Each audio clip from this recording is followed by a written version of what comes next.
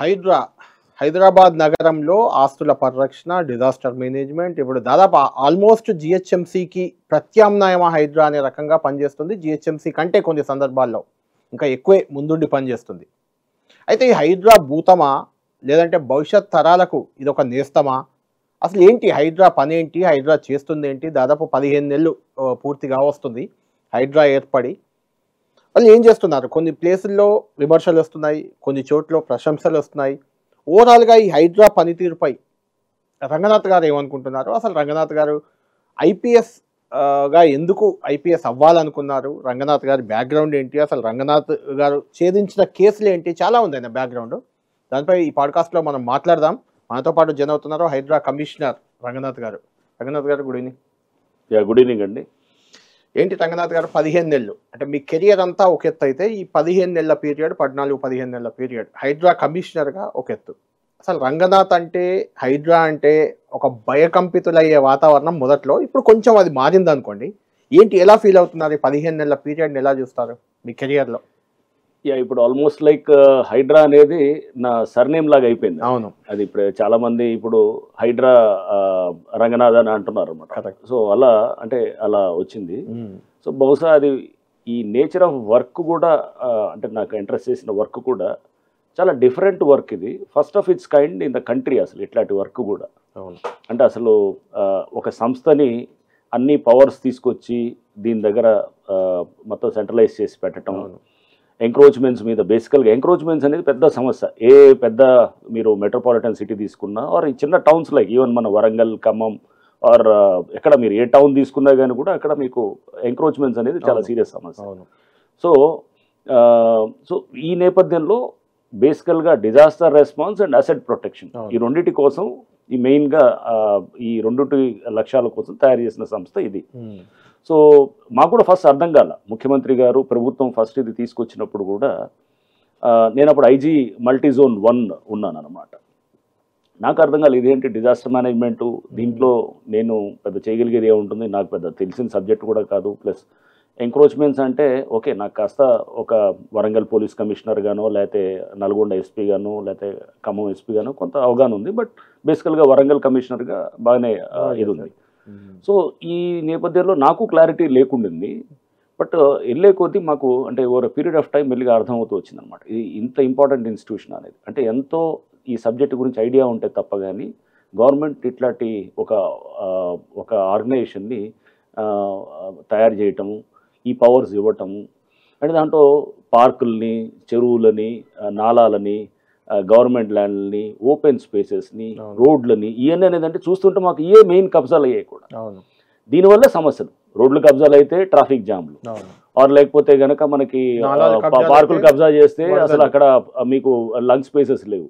And నాలాలో కబ్జా చేస్తే పూర్తిగా వాటర్, చెరువులు కబ్జాలు చేస్తే అసలు వెళ్లాల్సిన వాటర్ రోడ్ల మీద అక్కడ నిలిచిపోతున్నది. సో ఈ సమస్యల గురించి అంత అధ్యయనం అంటే నేను అనుకున్నాను బహుశా ఈ సబ్జెక్ట్ గురించి అంటే సీఎం గారికి రియల్ ఎస్టేట్ గురించి మంచి పరిజ్ఞానం ఉండింది అనేది ఉంది.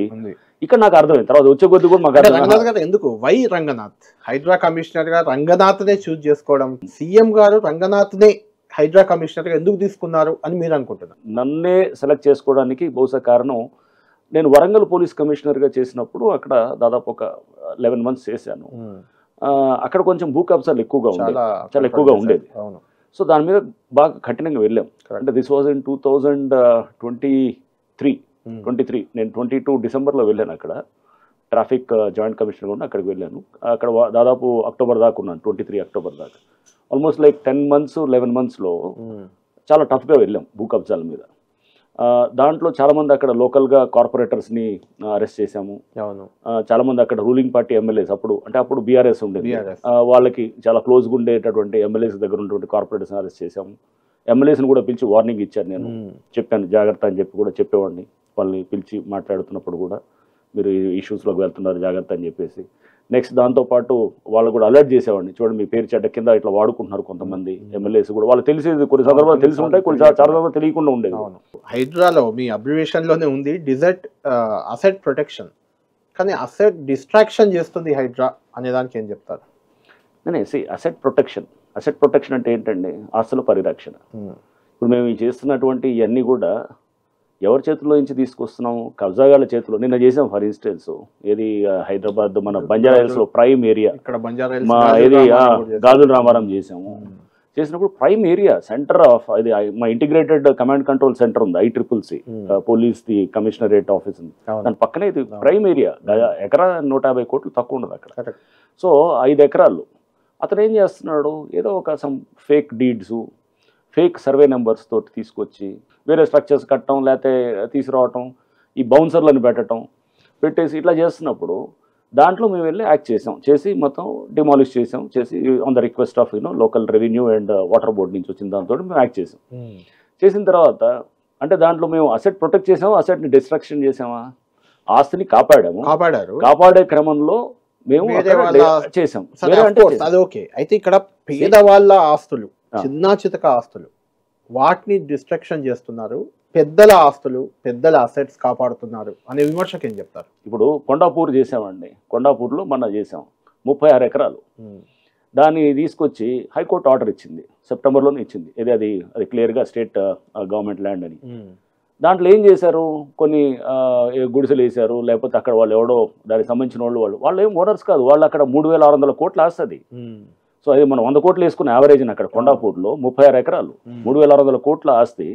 వాళ్ళ 10-11 మంది ఉన్నారు, వాళ్ళకు ఉంటాయంటే వాళ్ళని చూస్తే మనకు అసలు ఉండవు. వాళ్ళని ముందు పెడతారు, వెనకాల చేసే కథ అంతా మాకు బాగా తెలుసు, ఎవరు చేస్తున్నారో కూడా తెలుసు అన్నమాట. అంటే ఇవి బీఆర్ఎస్ నేతలకు, వాటెవర్ ప్రతిపక్షంలో ఉన్నారు కాబట్టి చెప్తున్నాను, బీఆర్ఎస్ నేతలకు, కేటీఆర్ హరీష్ రావు లాంటి వాళ్ళకు, లేకుంటే బీజేపీ ఈటెల రాజేందర్ లాంటి వాళ్ళకు ఈ విషయం తెలియక వాళ్ళు పేదవారి గుడిచెలు కూల్చారని అక్కడికి వచ్చి ఆందోళనలు, వాళ్ళ రియల్ ఎస్టేట్ అతను ఒక కొట్టాడు ఈటెల రాజేందర్, అక్కడికి వెళ్ళి ఎక్కడ ఒక దగ్గర గొడవ అవుతుంటే ఇలా ఆక్యుపై చేశారు అన్న దగ్గర, అది పోచారం దగ్గర. అది నేను కూడా వెళ్ళాను, అక్కడ డిమాలిష్ చేశారు. వాళ్ళు ఎందుకు అంటున్నారు మరి అలా? ఇక్కడ ఎట్లా ఉంటుందంటే రాజకీయాలు వేరు, హైడ్రాకి దానికి ఆపాదించొద్దు. హైడ్రా వర్క్స్ ఇర్రెస్పెక్ట్ ఆఫ్ పాలిటిక్స్ అండి. సో వాళ్ళు ఎవరికి రాజకీయ అవసరాలు ఉంటాయి, కొన్ని సోషల్ మీడియాలో కొన్ని ఎవరు వాళ్ళ పేదలవి కూలుస్తున్నారు అనే తప్పంటారా? మొత్తానికి తప్ప 100% అండి. అసలు పేదలది మీకు ఎగ్జాంపుల్ మీకు గాజుల రామారం చెప్తున్నాను. గాజుల రామారంలో 1000 ఇల్లులు ఉన్నాయి, అవన్నీ గవర్నమెంట్ హ్యాండ్లో కట్టారు, అవి మేము కూల్చలేదు. ఓన్లీ 260 ఇల్లులే కూల్చాము. ఆ 260 ఇల్లులు ఎవరిని ఏది కూల్చినప్పుడు దానికి డోర్లు లేవు, లేదా సామాన్ తెచ్చి ఆడ పెట్టుకున్నారు. ఒకనెవరిని తీసుకొచ్చి ఉన్నట్టు చూపిస్తారు, ఒకనెవరినో ఫ్యామిలీ ఉన్నట్టు ఒక ఇద్దరు వచ్చి దాంట్లో ఉంటారు, దాంట్లో సామానే ఉండదు లోపల. అవి 260 చేసాం. 1000 ఇల్లులు ఉన్నాయి, అన్ని ఎందుకు కూల్చలేదు? ఆ కూల్చిన వాటిని వదిలేస్తారు, కూల్చిన దాని గురించి మాట్లాడుతారు. అంటే ఈ డౌట్ రావడానికి కూడా ఏంటంటే ఎవరికి వాళ్ళు అంటే బతుకమ్మ కుంట విషయానికి వస్తే దాన్ని కబ్జా చేసిన వ్యక్తి లేకుంటే కంట్రోల్లో పెట్టుకున్న వ్యక్తి బీఆర్ఎస్ నేత ఒక అతను కోర్టు నుంచి కూడా ఆర్డర్ ఉంది, అందుకోసం ఆయన టార్గెట్ చేసి బతుకమ్మ కుంట కూల్చారని ఒక విమర్శ. అది దాన్ని నేను తప్పు పట్టట్లేదు, కోర్టు ఆర్డర్ ఉంది, అతనికి ఏదో సేల్ డీడ్ చేసుకోలేదు, సంథింగ్ అలా ఏదో ఉంది, కానీ మొత్తానికి బీఆర్ఎస్ నేత అక్కడ కబ్జా చేసింది అనేది అయితే ఓపెన్. అయితే అదొకటి. ఇప్పుడు మీకు ఒక విజువల్ చూపిస్తాను నేను, ఇది అయినాక రెండింటికి మీరు ఇవ్వండి రిప్లై. ఇది 2 days బ్యాక్ మీరు కూల్చింది, ఇది దాదాపు 300 ఎకరాల పైగా మీరు అక్కడ సెట్ చేసి వచ్చారు, కూల్చేశారు, మొత్తం ఆక్యుపైలు అన్ని తీసేశారు, తొలగించారు. ఇక్కడ చూస్తే అవి పెట్టుకుంది మళ్ళీ ఎవరైతే మీరు కూల్చి వచ్చారో దాని ఒక ఎమ్మెల్యే అని చెప్తున్నారు, అధికార పార్టీ ఎమ్మెల్యే. లీగల్ గా ఇష్యూస్ ఉంటాయి కాబట్టి నేను పేరు చెప్పట్లేదు. అది ఇక్కడ ఎడ్ల సుధాకర్ రెడ్డిది పూర్తిగా కూల్చేసి బతుకమ్మ కుంటను మంచిగా చేశామని చెప్పారు. మీరు కూల్చొచ్చిన వెంటనే అతను మళ్ళీ బ్లూ షీట్స్ వేసుకుంటున్నాడు అక్కడ. ఏం చెప్తారు? ఇప్పుడు చూడండి, దీంట్లో ఫస్ట్ ఆఫ్ ఆల్ అతను రూలింగ్ పార్టీ అయినా కానీ వెళ్ళి కూల్చామనేది ఫస్ట్ మీరు గుర్తించారు ఖచ్చితంగా. సో దాన్ని బట్టి హైడ్రా మీరు ఎలా పనిచేస్తుందని అర్థమవుతుంది. అవును, రూలింగ్ పార్టీ అయినా కానీ కూడా అతను అంటే మిమ్మల్ని పట్టించుకోకుండా అతను మళ్ళీ షీట్లు వేస్తాడు. చెప్పేది దాన్ని కూడా చెప్తాను, జరిగింది ఏంటో కూడా. రూలింగ్ పార్టీ అయినా కానీ కూడా అతనికి వాట్ ఎవర్ రూలింగ్ పార్టీకి సపోర్ట్ చేసే ఎమ్మెల్యే అయినా కానీ హూవర్ అయినా కానీ కూడా అక్కడ ఎటువంటి రాజకీయాలకు ఆస్కారం లేకుండా దాన్ని డెమాలిష్ చేసాము. సో దాంట్లో మీకు అర్థమైపోవాలి హైడ్రా పంతిరి ఎలా ఉంటుంది. ఒకవేళ మీరు అనేటట్టే మీరు అన్నారు అది బీఆర్ఎస్ వాళ్ళని చేస్తున్నారు అన్నప్పుడు ఇది మనం వదిలేయాలి కదా, వదలలేదు కదా, కూల్చాం. రైట్, అది సెప్టెంబర్ 21 రోజు చేసాం. సెప్టెంబర్ 22 మధ్యాహ్నం దాకా మొత్తం అది జరిగింది, అయిపోయింది మధ్యాహ్నం. అదేది వాళ్ళు ఇమీడియట్గా కోర్టుకు వెళ్ళారు. కోర్టుకు వెళ్ళి కోర్టు నుంచి హైడ్రా నాట్ టు ఇంటర్ఫియర్ అని చెప్పేసి ఒక ఆర్డర్ తీసుకున్నారు. కోర్సివ్ యాక్షన్ చేయకూడదని చెప్పి ఒక ఆర్డర్ తీసుకొచ్చి ఇమీడియట్గా మా మీద తీసుకొచ్చినప్పుడు మేము వెంటనే ఆగాం. ఆగి ఈ టైంలో ఆయన ఫెన్సింగ్ వేసుకున్నాడు. మేము దాని మీద కూడా కోర్టులో మేము వాదించాము, చేసాం. ఇది బయటకు తెలియదు మీడియాలో. అది మేము వాదించి అది అక్కడ స్టేటస్ కోని వైలేట్ చేస్తున్నారంటే స్టేటస్ కో మెయింటైన్ చేయాలన్న. సో న్యాచురల్గా స్టేటస్ కో అనేది ఇప్పుడు మెయింటైన్ చేయాల్సిన అవసరం పడుతుంది అనమాట. అంటే ఫర్దర్గా అంటే ఇప్పుడు అక్కడ ఇష్యూ ఈజ్ నాట్ ఫెన్సింగ్ అనేది మేము అక్కడ తీసాం, మళ్ళీ అతను ఫెన్సింగ్ ఇప్పుడు స్టేటస్ కో మెయింటైన్ చేయాలంటే ఫర్దర్గా ఎటువంటి దానికి రేపు పర్మిషన్స్ కానీ అన్నింటిలో కూడా అడ్డంకులు అవుతాయి, న్యాచురల్ అడ్డంకులు అవుతాయి. అయితే నేను అనేది ఏంటంటే అతను అధికార పార్టీ సపోర్టరా, ఎమ్మెల్యేనా, ఆ స్థాయి అతను కాబట్టి స్టేటస్ కో కోర్టుకి వెళ్ళి తెచ్చుకుంటుంటాడు. ఇంకొంతమంది వాళ్ళు ఏం చేయలేరు కదా పేదలు కొన్ని ప్లేసుల్లో. ఇప్పుడు ఉదాహరణకు దానం నాగేందర్ బీఆర్ఎస్ నుంచి కాంగ్రెస్ లోకి వచ్చారు, ఆయన కాంగ్రెస్ ఎమ్మెల్యేని. మీపై చాలా ఘాటైన వ్యాఖ్యలు చేశారు. పేదల జోలికి వస్తే రంగనాథ్ అసలు అనే రకంగా మాట్లాడారు మొదట్లో. ఒకటే అప్పుడు మేము ఏదో పార్క్ దాంట్లో జూబ్లీహిల్స్ లో నందగిరి లేఅవుట్ ఏదో ఉంది, అప్పుడు అక్కడ కొంత దీని మీద చేసినప్పుడు అది పార్క్ దాని వాళ్ళ తరఫున వచ్చి నిలబడ్డాడు. దట్ వాస్ ఇది 2024 అరౌండ్ జూన్ జూలై ఆ టైంలో, జూలైలోనండి, జూలై అనుకుంటా ఆ టైంలో ఉంది. సో అప్పుడు మాకు కూడా కొంత అప్రోచ్లో క్లారిటీ లేకుండింది. సో వెళ్ళే కొద్దీ అంటే ఫస్ట్ 1-2 months కొంత మేము ఏది అప్రోచ్లో ఏది తీసుకోవాల్సిన ఒక లైన్ ఏముంది, పాలసీ ఆఫ్ ద గవర్నమెంట్ ఏంటి, పాలసీ ఆఫ్ హైడ్రా ఏంటి, ఇవన్నీ అనేది కొంత మాకు కూడా క్లారిటీ లేకుండా. సో న్యాచురల్గా we went head with demolitions. అది తప్పైనా కానీ కూడా డిమాలిషన్స్ వెళ్ళాం. బట్ వెళ్ళే కొద్దీ మాకు అర్థమైంది ఏంటంటే కొన్ని ప్రాక్టికాలిటీస్, పాలసీస్ ఉంటాయి. Like for instance real estate సంబంధించిన ఇవి ఉంటాయి. వాళ్ళు ఆల్రెడీ పర్మిషన్స్ 4-5 ఏళ్ళు అయి ఉంటాయి తీసుకొని. మరి చాలా మంది ఇల్లు కూడా చాలా మంది రియల్ ఎస్టేట్ దాంట్లో కూడా మీరు అన్నట్టు కామన్ పీపుల్ రియల్ ఎస్టేట్ ఎందుకు టార్గెట్ చేయాలంటున్నారు. రియల్ ఎస్టేట్ ఈ కంపెనీ నా కంపెనీ ఎందుకు టార్గెట్ చేయాలి? చాలా మంది ఇల్లు కూడా కట్టారు. మరి ఆ లెక్కన ఏది ఎఫ్టీఏలో కట్టిన ఇల్లులు ఉన్నాయి. మరి అవన్నీ ఎందుకు వదిలేయాలి, రియల్ ఎస్టేట్ వాళ్ళని ఎందుకు టార్గెట్ చేయాలనే మాట కూడా నెక్స్ట్ వాళ్ళే అంటున్నారు. వాళ్ళ మాటల్లో మీటింగ్ లో వచ్చినప్పుడు రియల్ ఎస్టేట్ వాళ్ళు మమ్మల్ని ఎందుకు టార్గెట్ చేస్తున్నారు, మరి మాతో అంటే రంగనాథ్ గారు అంటే ముందు అనుకున్నారా పర్మిషన్ తీసుకొని కట్టినా సరే ఎఫ్టీఎల్ లో ఉంటే కూల్చి పడేయాలని? ఎగ్జాక్ట్లీ. ఫస్ట్ లో ఇనిషియల్ గా మీకు ఈవెన్ రేవంత్ రెడ్డి గారి సోదరుడు కూడా ఉందని మార్కింగ్ చేశారని అప్పట్లో ఇనిషియల్ గా అది దట్ వాస్ దేర్. అంటే అది అంటే దాని ఎఫ్టీఎల్ లో ఇంకా ఫైనలైజ్ కాలేదు బేసికల్ గా. అప్పుడు నోటీసులు ఇచ్చారు, రెవెన్యూ నుంచి ఇచ్చారు. బట్ ఒక పాలసీ డెసిషన్ తీసుకున్న తర్వాత ఇలా చేస్తే గనక లక్షలాది వేలాది ఇల్లులు మనకి దుర్గం చెరువు దాంట్లో చాలా ఉన్నాయి కదా గవర్నమెంట్ ఆఫీసెస్. ఈవెన్ మీ ఆఫీస్ కూడా అందులోనే ఎఫ్టీఎల్ లో ఉందని వచ్చింది. మాది పక్కన అంటే కొంచెం లేదు కానీ మన నాలా మీద ఉన్నది, నాలా పైన ఉన్నది. సో ఇది ఎప్పుడో 1960s లో కాబట్టి దాన్ని కూర్చోలేదు కదా. ఇప్పుడు సెక్రటేరియట్ కూడా ఇది ఉన్నది. సో ఇట్లా రకరకాలుగా మీరు జోలికి వెళ్ళలేము కూడా. అంటే ఇవన్నీ పాతది. ఇప్పుడు అందుకోసం గవర్నమెంట్ మాకు కూడా ఒక క్లారిటీ వచ్చింది. ఫస్ట్ 1-2 months తర్వాత రూల్ అంటే రూల్ అనేటట్టు పోయిన తర్వాత గవర్నమెంట్ ఒక పాలసీ డెసిషన్ తీసుకున్నప్పుడు ఒకటి మీరు గతంలో నాకు ఇంటర్వ్యూలో అంటే మొదట్లో జూలై ఆగస్ట్ లో మనం మాట్లాడాం, మీరు హైడ్రా కమిషనర్ అయిన కొత్తలో. అప్పుడు చెప్పింది కొంతమంది అధికారులు లేకుంటే కింది స్థాయి సిబ్బంది ఇల్లీగల్ గా పర్మిషన్స్ ఇచ్చారు, దాని మీద కూడా ఫోకస్ పెడుతున్నామే అన్నారు. అంటే అలా ఇల్లీగల్ పర్మిషన్ ఇచ్చి ఇప్పుడు కన్స్ట్రక్షన్ అయిపోయి ఉన్నదాన్ని ఏం చేస్తారు? ఎవరినైనా ఇల్లీగల్ గా ఇచ్చినట్టు గుర్తించారా? చాలా మంది మీద రిపోర్ట్స్ పెట్టాము, చాలా మందికి డిసిప్లినరీ యాక్షన్ ఇనిషియేట్ చేశారు, చాలా జరిగినాయి. ఇప్పుడు కూడా మన గాజుల రామారావు కూడా మేము ఇప్పుడు రిపోర్ట్ తయారు చేస్తున్నాం, మొత్తం సమగ్రమైన రిపోర్ట్. దానికి ఎవరెవరు ఆఫీసర్స్ రెస్పాన్సిబుల్ అని ఇస్తాం, ఖచ్చితంగా ఇస్తాం గవర్నమెంట్కి. అంటే ఎక్కడ రంగనాథ్ గారు 50 ఏళ్ళు దాదాపు 50-60 ఏళ్ల నుంచి హైదరాబాద్ లో ఇవన్నీ జరుగుతూ వచ్చాయి కదా, దీనికి బాధ్యులు ఎవరంటే ఏం చెప్తారు? ఒక రంగనాథ్, రేవంత్ రెడ్డి వచ్చి దీన్ని మొత్తం క్లియర్ చేశారు అంటే అంతకు ముందు ప్రభుత్వాల అధికారుల ఎవరు బాధ్యులు? అందరం అండి, మనందరం బాధ్యులే దానికి. System is responsible. సిస్టమ్ లో ప్రజలు బాధ్యులే, గవర్నమెంట్స్ బాధ్యులే, అధికారులు బాధ్యులే, రాజకీయ నాయకులు బాధ్యులే, అందరం. సిస్టమ్ అది ఇప్పుడు we're trying to go for a better system. మార్పు చేయాలనేది ఇది ఉంది. సో దీనికి నన్ను మీకు గుర్తుంటే కనుక అప్పుడు నన్ను హైకోర్టు కూడా ఫస్ట్ లో వచ్చిన కొత్తలో మీరు ఒక రోజులో మారుస్తారా అని అన్నారు. ఒక రోజులో మార్పు కాకపోయినా ప్రయత్నం అయితే జరగాలి కదా. మధ్య అదే హైకోర్టు బతుకమ్మ ఎగ్జాక్ట్లీ అప్రిషియేట్ చేస్తున్నారు. అంటే అనేది మార్పు ఒక రోజులో రాదు, బట్ ప్రయత్నం అయితే చేయాలిగా. మనం ప్రయత్నం చేస్తే కనుక తప్పకుండా మార్పు దిశగా మనం మూవ్ అవ్వాలిగా. మనం ఇంకేం చేయలేము అని చెప్పి చేతులు కట్టుకొని కూర్చుంటే కనుక ఇలానే మనం వదిలేద్దాం కాదు కదా. మనం ఇప్పుడు అంటే పరిస్థితి మనం ఇప్పుడు చూస్తున్నాం, అర్బన్ ఫ్లడ్డింగ్ ఎలా ఉందో మనం చూస్తున్నాం. అర్బన్ ఫ్లడ్డింగ్ తో పాటు గవర్నమెంట్ ల్యాండ్ కబ్జాలు చూస్తున్నాం. ఎవడు కూడా చిన్న ఒక టెక్నికల్ గా ఏదో పట్టుకొని ఒక పాయింట్ పట్టుకొని వచ్చి కబ్జాలు చేయాలని చూస్తున్నాడు. ఇప్పుడు హైడ్రాని కోర్ట్స్ కూడా ఎందుకు అప్రిషియేట్ చేస్తున్నాయి? ఎస్, ఫస్ట్ లో వచ్చినప్పుడు అందరూ రకరకాలుగా మాట్లాడారు. ఇది పొలిటీషియన్స్ మాట్లాడారు, పబ్లిక్ కూడా మాట్లాడారు. మీరు కూడా ఫస్ట్ లో దూకుడు ఎక్కువ ఉండేది, ఇప్పుడు కొంచెం తగ్గింది కదా మీది కూడా. అంటే నేను దూకుడు అనేది కాదు, నేనేది దూకుడు అనేది ఇప్పుడు చేసాం, నిన్న చేసింది కూడా మేము. That was an operation where immediate గా వీ వర్ వెరీ అగ్రెసివ్ ఇది అనేది. జనరల్ గా FTL అనేది ఒకటి నిర్ధారించాలి, అది ఎక్కడి నుంచి ఎక్కడికి వస్తుంది ఏంది, అవన్నీ అసలు లెక్కలు కూడా లేవు వాస్తవానికి, అవి క్లారిటీ అయితే లేదు.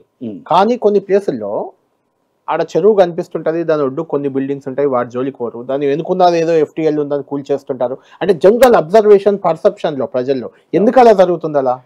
ఇది బహుశా ఐ థింక్ చెరువు హిమాయత్ సాగర్, గండిపేట ఏరియాలో ఫస్ట్ లో మేము ఉస్మాన్ సాగర్ గండిపేట దగ్గర డిమాలిష్ చేసాం, చాలా రిసార్ట్స్ చేసాం. అక్కడ ప్రిలిమినరీ నోటిఫికేషన్ అయింది, చేసాం. ఇప్పటికీ వాడు వాటర్ లో ఉన్నట్టే ఉంటుంది, ఫైనల్ నోటిఫికేషన్ అవ్వలేదు. బట్ ప్రిలిమినరీ నోటిఫికేషన్ మీద కూడా చేసాం అప్పుడు ఇనిషియల్ గా. బట్ ఏది హిమాయత్ సాగర్ అసలు నోటిఫికేషన్ కాలేదు, అసలు నోటిఫికేషన్ కాలేదు. ఇప్పుడు దాని మీద నోటిఫికేషన్ తీసుకుపోతున్నాం. సో దానికి ఎట్లా ఉంటది, దానికి అది చిన్న పిల్లలకు కూడా వస్తుంది. So that is what we wanted. ఇంతకుముందు అవేర్నెస్ వచ్చింది. చిన్న ఎగ్జాంపుల్, ఇంతకుముందు లేక్ వ్యూ సైడ్ ఎక్కడన్నా అపార్ట్మెంట్ కట్టినా ఏమన్నా కట్టినా వెంటనే కొనుక్కుందాం, లేక్ కనిపిస్తుంది అని ఒక యాంగ్జైటీ జనంలో ఉండేది. ఇప్పుడు లేక్ పక్కన ఉందంటే కొనాలా వద్దా, రంగనాథ్ గుర్తొస్తున్నారు వాళ్ళకు. లేక్ పక్కన కొనవచ్చు, బట్ ప్రొవైడెడ్ మీరు అది రెగ్యులేషన్స్ ఉన్నాయి దాన్ని బట్టి దాన్ని ఫాలో అయ్యి మీరు ఆ లేక్ పక్కన కానీ సీ పక్కన కొనవచ్చు. కోస్టల్ రెగ్యులేషన్స్ ఉంటాయండి, CRZ కోస్టల్ రెగ్యులేటరీ జోన్స్ అని ఉంటాయి. హైదరాబాద్ లో పార్కులు, రోడ్లు అన్ని కలిసిపోయి ఉన్నాయి, పార్కులు విచ్చలవిడిగా కబ్జా అయ్యాయి, తర్వాత మీరు అన్నట్టు నాలాలు కబ్జా అయ్యాయి, బఫర్ జోన్ FTL ఎలా ఉన్నాయి. ఇప్పటికే 1000 ఎకరాలు స్వాధీనం చేసుకున్నట్లు మీరు చెప్తున్నారు కదా, ఇంకా ఎన్ని వేల ఎకరాలు మీరు స్వాధీనం చేసుకోవడానికి స్కోప్ ఉంది, ఏమన్నా అంచనా వేసారా? చాలా ఉంటుందండి. నేను అనుకోవటము బహుశా అంటే నాకు మొన్న ఎవరో చెప్తున్నారు, ఒక ఎవరైతే ఎక్స్పర్ట్ ఇన్ అర్బన్ ప్లానింగ్, మీరు గుర్తి ఏది మన సైబరాబాద్ ఏరియాలోనే more than 2 to 3 lakh crores ఉంటాయండి ఏది ల్యాండ్స్ ఇట్లా కబ్జా అయినాయి అని చెప్తున్నాను. కబ్జా కాదు ఎవరు, నాకు ఇప్పుడు ఏరియాకి అర్థమైపోయింది. ఎవడు స్టాండర్డ్ ఆర్టిస్ట్ రౌడీ షీటర్స్ ఎవరైనా తెలుసు, ఇప్పుడు నాకు ఎవరెవరు ఏరియా కబ్జాదారులు ఎవరనేది ఇప్పుడు నోటెడ్ అయిపోతున్నారు.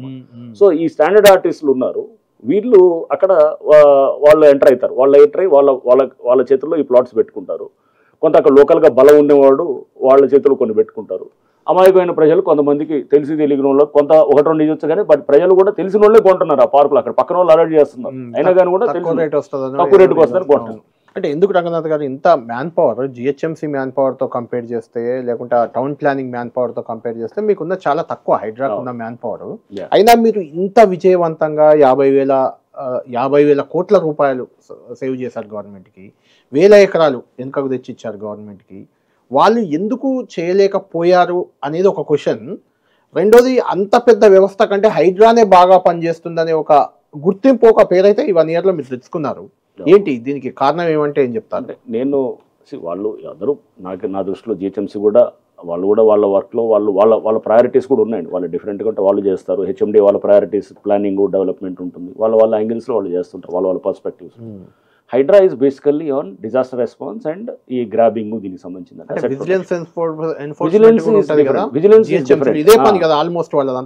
అంటే ఇంతకుముందు EVDM ఉండేది, ఎన్ఫోర్స్మెంట్ ఉండేది, విజిలెన్స్ ఉండేది, డిజాస్టర్ మేనేజ్మెంట్.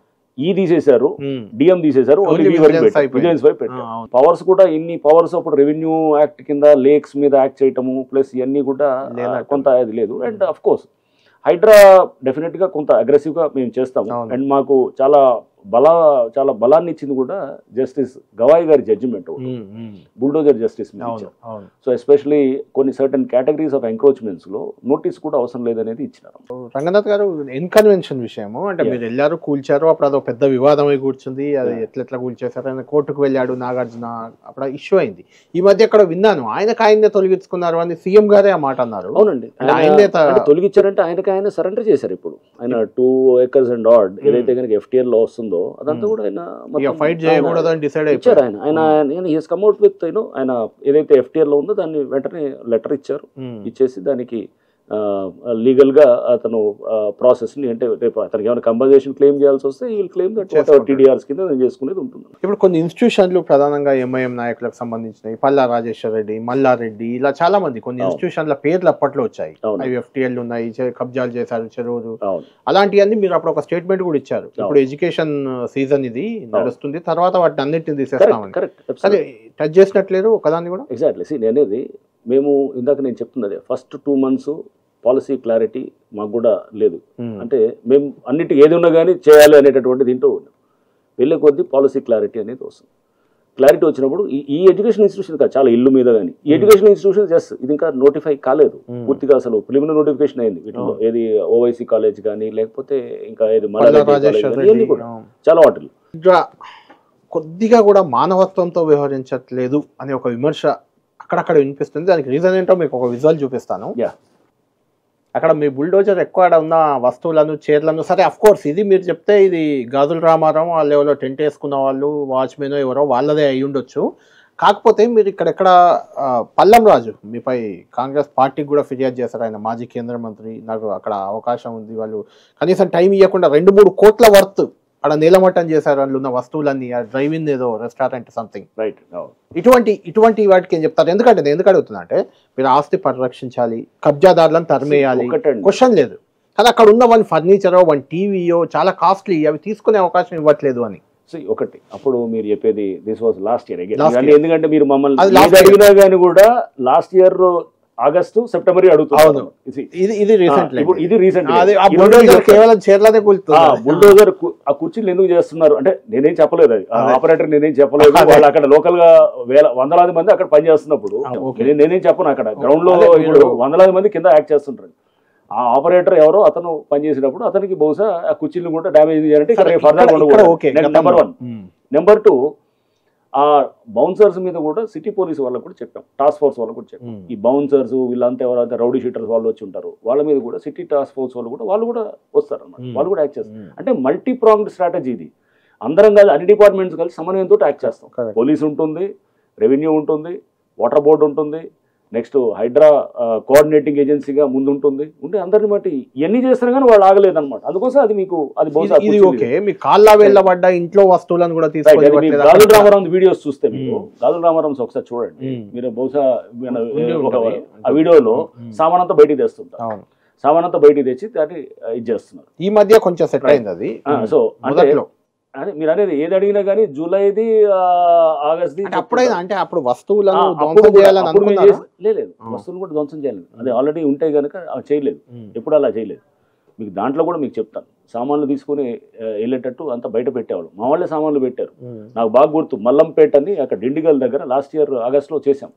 ఎట్లా అవుతుందంటేనండి ఇవన్నీ కమర్షియల్ ఎస్టాబ్లిష్మెంట్స్, ఓకే, రెసిడెన్షియల్ కాదు, ఏమి ఇల్లులు, పేదవాళ్ళ ఇల్లు అయితే కనుక టైం ఇస్తాం.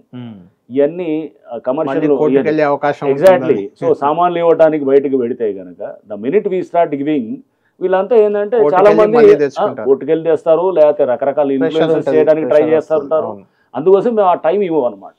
ఇప్పటి వరకు అంటే ఏంటి రంగనాథ్ గారు మీ కెరియర్ మొత్తంలో ఈ 1.5 year 15 months దీన్నే ది బెస్ట్ అనుకుంటున్నారా మీరు? తప్పకుండా. అంటే బెస్ట్ అంటే నేను అంటే ఇంపాక్ట్ఫుల్ అనుకుంటాను బహుశా. నేను వివిధ కెపాసిటీస్ లో చాలా చోట్ల పనిచేశాను. అయితే రంగనాథ్ గారు ఒక 2-3 ఫైనల్ క్వశ్చన్స్ తో హైడ్రాది మనం క్లోజ్ చేద్దాం. ఒకటి, మీకు వందలాది ఫిర్యాదులు వస్తున్నాయి, అందులో మీరు చూజీగా వెళ్తున్నారు, కొన్ని ఫిర్యాదులను పక్కన పెడుతున్నారు, కొన్నిటిని టార్గెట్ చేస్తున్నారు. ఫిర్యాదులు వచ్చిన వాటిల్లో అనేది ఒక విమర్శ. ఫిర్యాదు చేస్తే పట్టించుకోలేదని కోర్టులకు కూడా కొంతమంది పోతున్న పరిస్థితి ఎందుకు వస్తుంది ఈ విమర్శ? ఇట్లా మేము first we give top priority to Prajavani నుంచి వచ్చేది పబ్లిక్ రెమ్యూనరేట్. ఇప్పుడు ఎమ్మెల్యేస్ కూడా మన చెప్తున్నారు. ఇప్పుడు మన కామారెడ్డి ఎమ్మెల్యే గారు వారు హైకోర్టుకు వెళ్ళారు, వెంకటరమణారెడ్డి. సో మీరు అంటున్నారు అది మేము కంప్లైంట్ ఇచ్చాను, హైడ్రాకి ఇచ్చానంటే హైడ్రాకి ఇచ్చిన కంప్లైంట్స్ ఒక 4-5 ఈ కంపెనీస్ మీద ఇచ్చారు, ఇది రియల్ ఎస్టేట్ కంపెనీస్. నేను అదే చెప్తున్నాను, వాళ్ళందరికీ గతంలో ఎప్పుడో 5 ఏళ్ల క్రితం 6 ఏళ్ల క్రితం వాళ్ళకి అందరికి పర్మిషన్స్ ఇచ్చినారు. ఇచ్చి వాళ్ళు అది ఆల్రెడీ సగం అయిపోయి ప్రాజెక్టులు అయిన దిశలో ఉన్నాయి. ఇందా పాలసీ ఆఫ్ చెప్పాను కదా, గవర్నమెంట్ పాలసీ అనేది ఏ విధంగా ఉంది, ఆల్రెడీ ఏదైతే ఉన్నాయో వాటి మీద మీకు అధికార పార్టీ నుంచి ఏం ఒక్క ఒత్తిడి కూడా లేదంటారా? పక్కానా?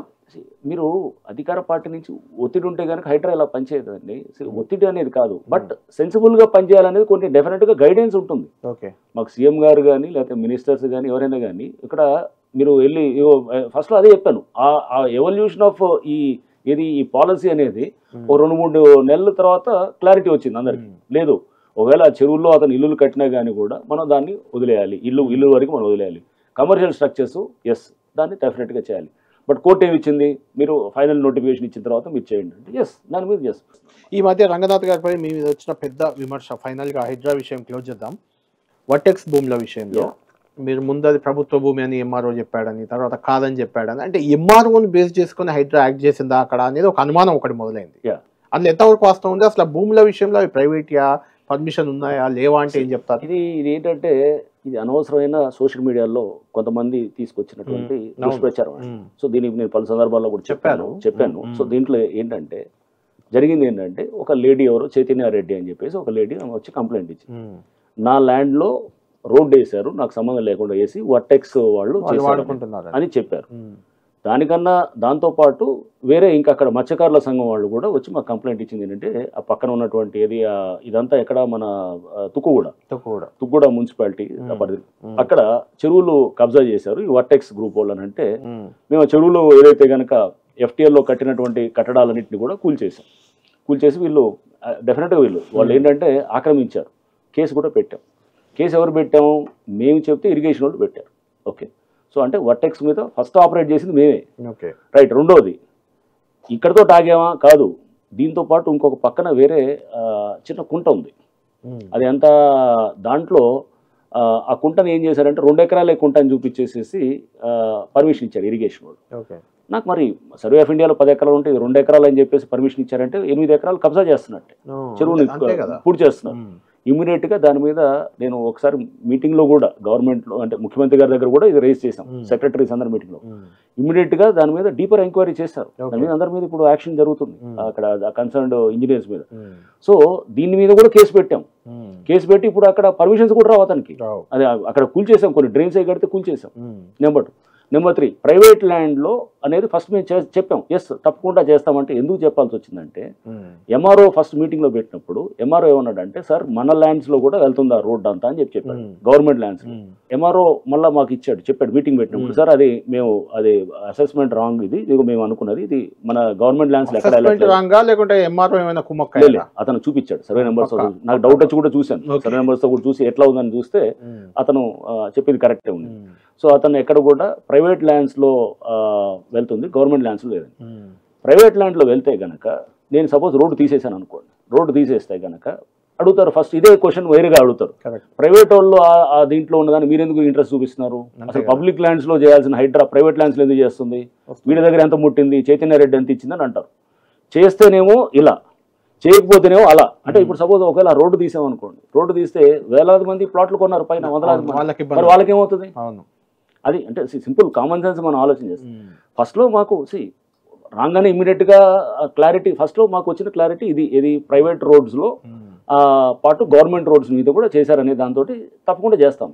ఎప్పుడైతే మాకు ఇది వచ్చిందో చేయమని చెప్పాము. ఇదే వర్టెక్స్ వాళ్ళతోటి హైడ్రా కనుక ఒకవేళ అంటే అసలు ఫస్ట్ ఆఫ్ ఆల్ వర్టెక్స్ వాళ్ళని మీరు చూస్తే వాళ్ళ మీద కేసులు పెట్టాం. వాళ్ళకి కుంట ఏదైతే ఉందో దాన్ని గుంజుకున్నామండి వెనక్కి. అది ఆల్మోస్ట్ 8 acres అంటే 8 acres అంటే అక్కడ దాదాపు మీరు ఎకరా 10-15-20 కోట్లు వేసుకున్నా కానీ కూడా అక్కడ తుక్కుగూడ మున్సిపాలిటీలో it is more than 100 crores పైన ప్రాపర్టీ. అది వెనక్కి తీసుకున్నాం. అది తీసుకొని దాన్ని చేసినప్పుడు వర్టెక్స్ వాళ్ళకి మేము ఏది హైడ్రా లాలూచి అయితే కనుక వెనక్కి భూమి ఎందుకు తీసుకుంటారు, వాళ్ళకి ఉండదా? ఇవన్నీ ఏంటంటే బయట హైడ్రా మీద అపవాదులు తీసుకురావటానికి, ఒక రాంగ్ ఇది తీయటానికి అనేది చేస్తారు.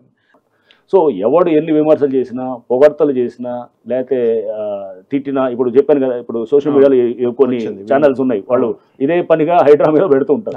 సో వాళ్ళకి ఏంటంటే ఇప్పుడు అది నిజమని నమ్మేవాడు ప్రభావం చూపిస్తుందా? ఏముండదండి. అది ఆ స్టేజ్ దాటిపోయింది. సో ఇప్పుడు అదే అంటారు, బహుశా స్థిత ప్రజ్ఞత అంటారు చూసారా, ఎగ్జాక్ట్లీ నేను ఇది చేశాను. ఇదే ఆయేషా మీరా కేసులో కూడా ఇంతకన్నా ఎక్కువ చూశాను. చూసి నెక్స్ట్ ఏది అమృత ప్రణయ్ కేసు చాలా ఉన్నాయి, ఇవి మాట్లాడదాం అవి కూడా.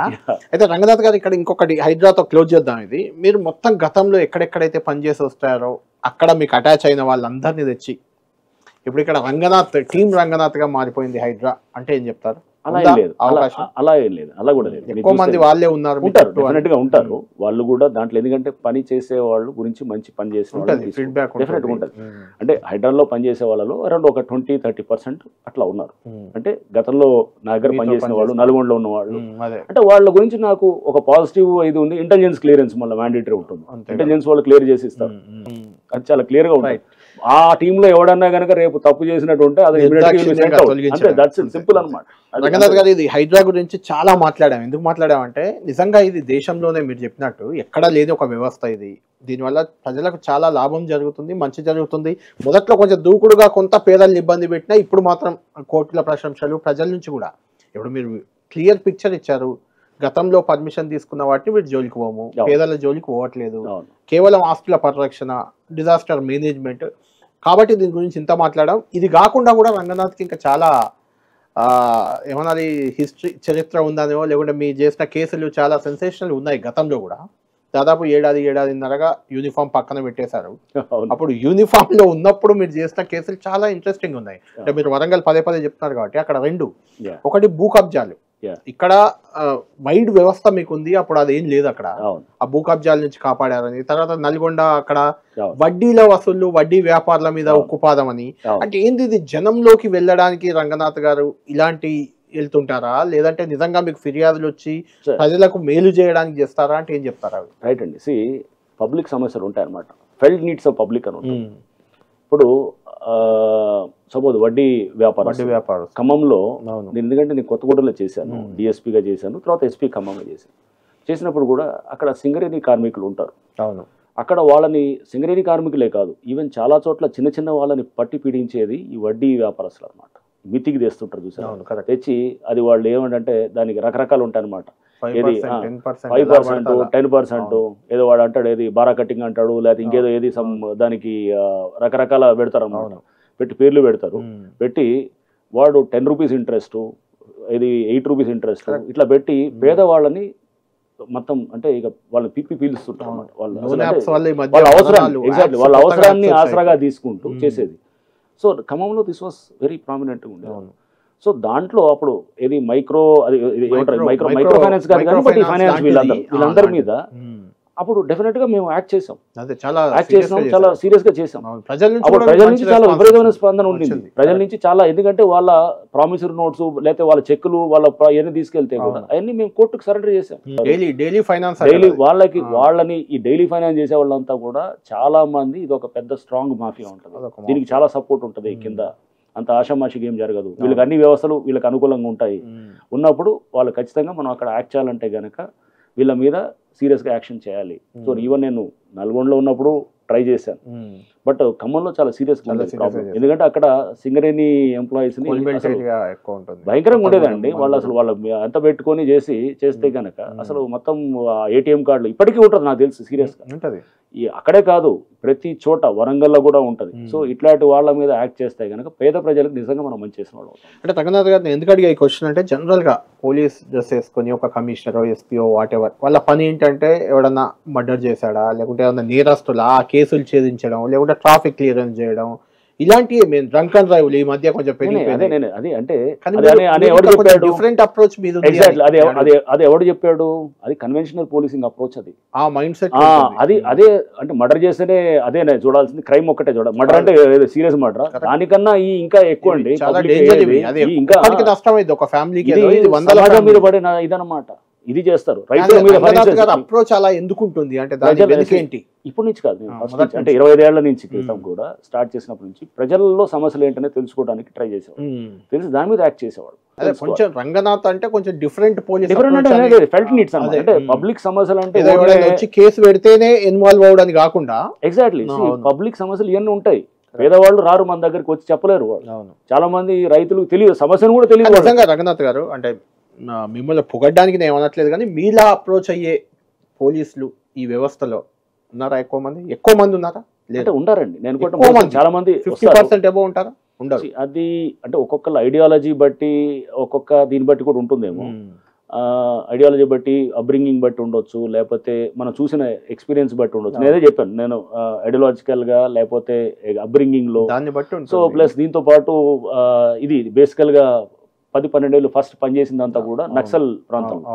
అది చాలా తీవ్రమైన ప్రభావం చూపించేది. అంటే ఇతను చిన్నదానికి వెళ్ళి అతను వెళ్ళి లైఫ్ రిస్క్ చేస్తున్నాడు ఏంటి, ఇతను మరి వ్యవస్థలు ఏం చేస్తున్నట్టు అంటే ఒక రకంగా బహుశా లోపల మనసులో ఏమనిపిస్తుంది అంటే ఈ పేదవాళ్ళు ఉన్నారు కదా, వాళ్ళ మనం ఎందుకు డిస్టర్బ్ చేయాలని ఉంటుంది. కరెక్ట్ రంగనాథ్ గారు. అంటే మీలాంటి వాళ్ళు ఎప్పుడో చేసిన వాళ్ళు, అంటే నా చిన్నప్పటి నుంచి చూసిన వాళ్ళలో కూడా ఐపీఎస్ అధికారులను ఒక ఉమేష్ చంద్ర, లేకుంటే ఒక నళిని ప్రభాత్, చాలా మంది ఉన్నారండి, ఒక ప్రవీణ్ కుమార్, ఒక సజ్జనార్, ఒక రంగనాథ్, ఇలా కొన్ని పేర్లే కనిపిస్తుంటాయి అట్లా. అంటే ఇది బహుశా అనుకోవటం కూడా, అంటే ఇప్పుడు అది మేము కూడా అనుకుంటాం సీనియర్స్ అంటే పాత వాళ్ళు, మేము కూడా పాత వాళ్ళే అనుకోవాలి మేము కూడా ఇప్పుడు, ఎందుకంటే 27 years ఆఫ్ ఎక్స్పీరియన్స్ కాబట్టి మేమంతా ఇప్పుడు అనుకున్నప్పుడు యంగర్ జనరేషన్స్ లో బహుశా ఈ టైప్ ఆఫ్ ఆలోచన ఉన్న వాళ్ళు తక్కువ మంది ఉన్నారు, లేరని తక్కువ మంది ఉన్నారు. పాత దాంట్లో కొంచెం ఎక్కువ ఉండేది. అంటే ఈ ప్రాబ్లమ్ డిఫరెంట్ గా చూసారు అంటే అనేది. ఇప్పుడు వచ్చేవాళ్ళు వాళ్ళు తక్కువ, మేమేదో తోపులని అట్లా మేము ఫేస్ చేసిన సమస్యలు డిఫరెంట్. నక్సలిజము ఈ యాంగిల్స్ చూసినప్పుడు అది దాంట్లో మాకున్నటువంటి దీని అనుభవాలు వేరుగా ఉంటాయి. రంగనాథ్ గారు టీమ్ ని ఎంత బాగా కాపాడుకుంటారో అంతే ఆ టీంలో సరిగ్గా లేకపోయినా, వ్యవస్థ బాగాలేకపోయినా నిర్దాక్షిణ్యంగా సస్పెండ్ చేసి పడేస్తారు అధికారులు అంటారు. నిజమేనా అది? నేను చెప్తున్నాను. ఇప్పుడు మీరు ఇందాక అన్నారు, ఏది నా దగ్గర హైడ్రాలో ఉన్నవాళ్ళు మా చుట్టుపక్కల ఉన్న వాళ్ళని తీసుకొచ్చామంటే నేను ఒక నమ్మకంతో తీసుకొచ్చాను. రేపు ఆ నమ్మకాన్ని కాపాడుకోకుండా అతను ఇష్టానుసారంగా తప్పుడుగా చేసిన అనుకోండి అంతే చేస్తాను. గతంలో వరంగల్లో కూడా అంతే. వరంగల్లో నేను వెళ్ళినప్పుడు నేను చూసినప్పుడు అక్కడ అంతా కూడా పాతుకుపోయినట్టు కనపడదు నాకు. పాతుకుపోయినప్పుడు అంతా ఏంటంటే ఎవరు కూడా నాకు వీళ్ళ సపోర్ట్ ఉంది వాళ్ళ సపోర్ట్ ఉంది అని చెప్పేసి అనేటట్టు అనిపించింది మాటల్లో. అనిపించినప్పుడు వాళ్ళ పనితీరులో నాకు అట్లా అనిపించింది. సో అప్పుడు వెళ్ళంగానే ఒక దాదాపు 10-15 మందిని సస్పెండ్ చేశాను. సస్పెండ్ చేయగానే అందరూ సెటరేట్ అయ్యారు. Same thing IG multi zone లో ఉన్నప్పుడు కూడా నేను అరౌండ్ 30 members సస్పెండ్ చేశాను 3 నెలల్లో. ఇక్కడ తీసి ఇంకో దగ్గర చేస్తారు, అక్కడ వాడు అదే పని చేస్తాడు కదా, మళ్ళీ అదే సమస్య మళ్ళీ అదే ఇన్స్పెక్టర్కి వచ్చింది అనుకోండి, అతనే పరిగెత్తి కూడా మన దగ్గరకు వస్తాడు. అతనే వస్తాడు, సార్ నాది నా భూమిని ఇట్లా చాలా మంది వచ్చారు. ఇప్పుడు మేము ఇక్కడ అమీన్పూర్ లో చేస్తున్నప్పుడు చాలా మంది నా దగ్గర పనిచేసిన గతంలో మేము కలిసి పనిచేసిన పోలీస్ ఆఫీసర్స్ కూడా వాళ్ళ ప్లాట్స్ ఉంటే నేను చెప్పాను, నీకు ఇప్పుడు గుర్తొస్తుందా, అప్పుడు మనం అటువైపు ఉన్నాం, ఇప్పుడు ఇటువైపు నువ్వు ఫేస్ చేస్తున్నావు, ఇప్పుడు నీ ప్లాట్ని ఎవడో కబ్జా చేస్తున్నాడు. ఇప్పుడు వాళ్ళు రిటైర్ అయిపోయారు. చేసినప్పుడు అంటే మనకి బహుశా వాళ్ళ మనం once you step in to their shoes అంటే మనం అదే అంటారు కదా, ఇది ఎంపథైజ్ అవ్వటం అనమాట. పబ్లిక్ సమస్యలు మనం అర్థం కావాలంటే కనుక మనం అది ఫీల్ అవ్వటం మొదలెడితే అది చాలా ఇంపార్టెంట్ అండి. ఒక అధికారికి కానీ ఎవరికైనా కానీ, ఒక నాయకుడికైనా కానీ, ఎవరికైనా రాజకీయ నాయకుడైనా సివిల్ సర్వెంట్ అయినా పబ్లిక్ ఆ సమస్యని ఫీల్ అవ్వాలి ఫస్ట్. ఫీల్ అయ్యి అరే ఇది ఇంత అన్యాయం అని చెప్పి మనం ఫీల్ అయితేనే మన రియాక్షన్ డిఫరెంట్గా ఉంటుంది అనమాట. రంగనాథ్ గారు, మీరు కళ్ళ ముందే ఐఏఎస్ ఐపీఎస్లు కూడా కొంతమంది కొన్ని భూములు కబ్జా చేశారని ఈ మధ్య హైకోర్టులో వచ్చినాయి, బయట వార్తలు వచ్చినాయి. వాటి జోలికి మీరు వినట్లేదు మరి? అది దాంట్లో మీరు చూస్తారు నాగారం ఇష్యూ అనుకుంటా, అది కోర్టులో దాన్ని కలెక్టర్ రిపోర్ట్ అది అది అది ఇది కాదని చెప్పేసి, ఏది అది గవర్నమెంట్ ల్యాండ్ కాదని చెప్పేసి ఇచ్చారు. సో అది అసలు ప్రైవేట్ ల్యాండ్ అని చెప్పేసి సో అంటే దాంట్లో క్లారిటీ లేదు. అంటే ఇప్పుడు అనేది అది గవర్నమెంట్ ల్యాండ్ కాదని కలెక్టరే నిర్ధారణ చేస్తూ హైకోర్టుకి ఇస్తున్నప్పుడు సో దాంట్లో మరి అప్పుడు మనం ఎట్లా, మీకు మీరు చేయకపోయినా నిజంగా జరిగే అవకాశం ఉందా? అలా దాంట్లో అనేది ఫ్యాక్ట్ మనం దీంట్లోకి వెళ్తే దానికి వెళ్ళిన దీంట్లో నేను అంటే ఇప్పుడు సిన్స్ హైకోర్టు దృష్టిలో ఉంది కాబట్టి ఇప్పుడు నేను దాని మీద కామెంట్ చేయను. రైట్ రంగనాథ్ గారు, మీరు చేసిన కేసుల్లో పోలీస్గా అయేషా మీరా చాలా పెద్ద కేసు అప్పుడు మన ఆంధ్రప్రదేశ్లో, అది చాలా ఇష్యూ అయింది. దాంట్లో మీపై కూడా కొన్ని విమర్శలు వచ్చాయి, మీరు పొలిటికల్ ఇన్ఫ్లుయెన్స్ గురవుతున్నారని, ఎవరో ఇంకొకటి తెచ్చి పెట్టారని. అక్కడ ఏం చెప్తారు దానికి? ఇదే నేను చెప్పేది. ఆయేషా కేసు అనేది 2008 డిసెంబర్లో జరిగినటువంటిది rape and murder of B pharmacy student. So దీంట్లో అప్పుడు విజయవాడ కమిషనరేట్లో ఉంటుంది, పోలీస్ కమిషనరేట్లో ఇబ్రహీంపట్నం అనేటటువంటి కృష్ణా జిల్లాలో జరుగుతుంది. సో ఆ టైంలో చాలా సెన్సేషన్ అయిన కేసు కూడా చూస్తే కనుక అప్పుడు అసెంబ్లీలో కూడా అప్పుడు చంద్రబాబు నాయుడు గారు కూడా వారు కూడా రేస్ చేస్తారు. కోనేరు రంగారావు గారు అప్పుడు డిప్యూటీ సీఎం ఉంటారు. వాళ్ళ ఏ విధంగా తీసుకెళ్తారంటే వాళ్ళ మనోడు ఎవరు ఉంటారు, వాళ్ళ సతీష్ ఎవరు ఉంటారు, అతని మీద పెడతారు, అతని మీద కూడా తీసుకెళ్తారు. తీసుకెళ్ళంటే దాన్ని ఆ విధంగా దానికి కొంత రకరకాలుగా వెళ్తుందండి, పొలిటిసైజ్ అవుతుంది అలా అయినప్పుడు. సో అప్పుడు దాంట్లో ఎవరినో అప్పుడు ఉన్నటువంటి పోలీసులు కూడా లడ్డు అని ఒకటి అరెస్ట్ చేస్తారు, A2 కింద లడ్డూని అరెస్ట్ చేస్తారు. ఏమని ఎవడో తెలియదు కానీ A2ని లడ్డు అని చేస్తారు. అంటే దాన్ని కొంచెం అటు ఇటు అంత సైడ్ ట్రాక్ అవుతుంది కేసు అంతా. అయిపోయింది, దొరికాడు అనుకున్నాం. బట్ ఇప్పుడు మళ్ళీ మొదలెట్టారు. అంటే దాని అర్థం ఇంతకుముందు అరెస్ట్ చేసినప్పుడు వాడు కరెక్ట్ వాడు అయ్యిండకపోవచ్చు, మళ్ళీ మొదలెట్టినాయి, అంత జరుగుతున్నాయి, మీరు ఒకసారి మీరు చూడండి అంటే, అలానే సార్ తప్పకుండా నేను వెళ్తానని నేను ఈస్ట్ గోదావరి నుంచి బయలుదేరి నేను August 11th ఆ రోజు నా బాగా గుర్తు, ఆ రోజు అక్కడికి వెళ్ళాను. అక్కడ లోకల్ ఆఫీసర్స్ అందరితో కూడా మీటింగ్ పెట్టిన తర్వాత వాళ్ళు దాంట్లో మాటల్లో అసలు నేను అడిగాను, ఇది అంటే దీంట్లో మనం చూస్తే కనుక ఒక అనాలిసిస్ చేసినప్పుడు ఇవన్నీ కూడా జరుగుతున్నాయి, ఏది ఇట్లా హాస్టల్స్లో జరుగుతున్నాయి, సీక్వెన్స్ జరుగుతున్నాయి. ఒక 6 నెలలు అసలు ఒకటి లేదనమాట. జనవరి 2008 ముందు జరిగినాయి, ఆ జూలై ఎండింగ్ నుంచి మళ్ళీ జరుగుతున్నాయి. అప్పుడే నాకు ఆగస్టులో చెప్పింది. అంటే మధ్యలో జనవరి తర్వాత ఫిబ్రవరి నుంచి ఆల్మోస్ట్ జూలై దాకా ఒకటి లేదు. ఈ చేస్తున్నప్పుడు ఆయేషా కేసును కూడా అడ్మిట్ అయ్యాడు. అడ్మిట్ అయినప్పుడు మేమేం అడగలేదు, అంటే ఏం జరిగింది అన్నప్పుడు చెప్పుకుంటూ పోయాడు. ఆయేషాలో అమ్మాయిని కూడా చంపామని చెప్పినప్పుడు సరే ఓకే, ఆయేషా కేసు మాకు సంబంధం కూడా లేదు, అసలు నేను దీంట్లో తెలియదు, ఒక ఎంక్వైరీ ఆఫీసర్ బేసికల్ గా, నేను దీంట్లో కూడా ఇన్వెస్టిగేషన్ కదా, ఎంక్వైరీ ఆఫీసర్ అది కూడా వచ్చింది. వస్తే ఓకే ఫైన్, విజయవాడ పోలీస్కి చెప్పిన తర్వాత అప్పుడు కృష్ణ ఎస్పీ గారు, ఆయన రామకృష్ణ గారు ఉండేవారు. సార్ ఇది వచ్చింది కాబట్టి మేము టేకప్ చేస్తామని చెప్పి అన్నారు. మేమే చేస్తామనంటే నేను నెక్స్ట్ డే మార్నింగ్ నేను వెళ్ళిపోయాను. ఇక ఎందుకంటే ఎస్పీ గారు డిఐజీ గారితో మాట్లాడి సార్ మేమే చూసుకుంటాం ఈ కేసు, ఇంకా రంగనాథ్ అవసరం లేదని అంటే కనుక డిఐజీ కూడా అన్నారు నాతో, రంగనాథ్ ఇక అయిపోయింది కదా, వాళ్ళు దొరికాడు కదా అసలు అవసరం అంటే సరే సార్ నేను కూడా నేను మళ్ళీ నేను అక్కడి నుంచి వచ్చేసాను. కొన్ని సంవత్సరాల తర్వాత అతను అప్పీల్లో అది టెక్నికాలిటీస్ మీద దాన్ని అప్పీల్లో ఏం చేశారు, ఇతన్ని నిర్దోషిగా అని చెప్పి ప్రకటించారు ఇతనని అన్నప్పుడు తర్వాత హైకోర్టు మళ్ళీ ఏం చెప్పింది, రీఇన్వెస్టిగేషన్కి చేయొచ్చు అని చెప్పి నేను అప్పుడే చెప్పాను, మీరు సిబిఐ చేసినా ఎఫ్బిఐ చేసిన వాడైనా సత్యంబాబే ఇది చేసింది, ఎందుకంటే అక్కడ కళ్ళ ముందు కనబడదు. సత్యంబాబు రంగనాథ్ ఇరికిచ్చారని వచ్చింది అప్పుడు. ఇదేనండి నేను ఇప్పుడు హైడ్రా మీద ఎట్ట అయితే కనుక పేదవాళ్ళు చేస్తున్నాం అనేది, ఒక కేసుని రకరకాల తప్పుదోవలు పట్టించాలంటే కనుక ఎవడు దోచినట్టు ఇప్పుడు సోషల్ మీడియా పెట్టావు అనుకోండి, కింద ఎవడు కాదు సత్యంబాబు నాయనగానే నువ్వు ఇరికిచ్చావు, ఎంత డబ్బులు ముట్టా నీకు అంటున్నావు, నాకు వాడెవడో తెలియదు, ఈ ఎవరో కొరియర్ సతీష్ తెలియదు, ఎవడో తెలియదు, అసలు ఆ నదిగాకు ఎప్పుడు వెళ్ళింది లేదు మాకు, అప్పుడు వెళ్ళింది మళ్ళీ తర్వాత వెళ్ళింది, అలా ఊరు తెలియదు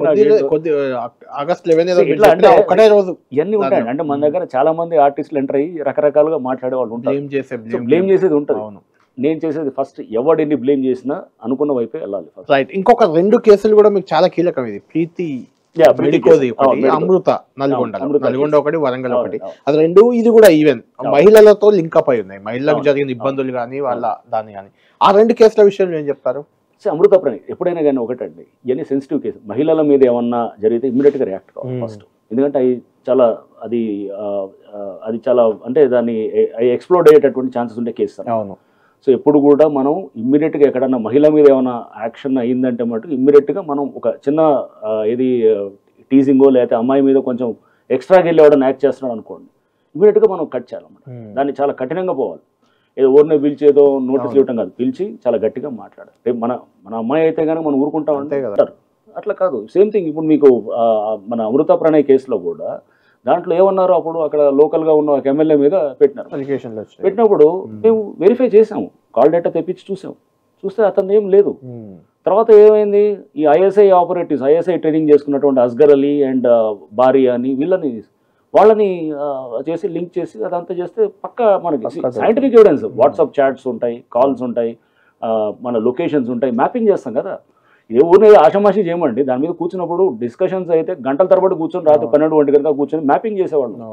మ్యాప్స్ పెట్టేసి ఈ టవర్ డేటాస్ తీసుకొని దాన్ని ఏ టవర్ కింద ఎవడున్నాడు, వీళ్ళందరూ ఏ టవర్స్ కింద వస్తున్నారు, కాల్ డేటా ఎవడెవడో మాట్లాడాడు, లింకప్, వాట్సాప్ చాట్స్ వస్తే దాన్ని తీసి రిట్రీవ్ చేయటం, ఫోరెన్సిక్ ల్యాబొరేటరీకి పంపించి తీసుకోవటం, చాలా జరుగుతుంది లోపల సైంటిఫిక్గా. మేము మరి అందరం చదువుకొని వచ్చిన వాళ్ళం కదా, ఇన్వెస్టిగేషన్ చేసిన వాళ్ళు, నేను బేసికల్గా ఇంజనీర్నే, టీం చదువుకున్న వాళ్ళందరూ కూడా అందరూ మంచి చదువుకున్న వాళ్ళు ఉంటారు, ఎస్ఐలు సిఐలు అంతా, వాళ్ళందరూ కూడా వాళ్ళ జ్ఞానాన్ని అంతా అక్కడ చూపించాలి కదా. ప్రీతి కూడా అంతే, ప్రీతి కేసు కూడా అమ్మాయి ఏది చనిపోయింది, చూస్తే సూసైడ్ చేసుకున్నప్పుడు అది పర్టికులర్ దీంట్లో అతను అక్కడ లోకల్గా రిమెంబర్ సమ్ ఎవరో పిల్లవాడు ఒక అతను సీనియర్ ఉన్నాడు కొల్లీగా అతను, సో అతను మనం తీసుకొచ్చాం.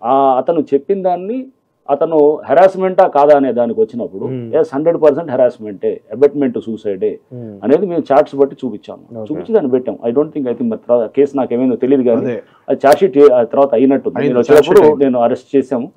సో చేసిన తర్వాత అది with all evidence WhatsApp chats అని రిట్రీవ్ చేసాం.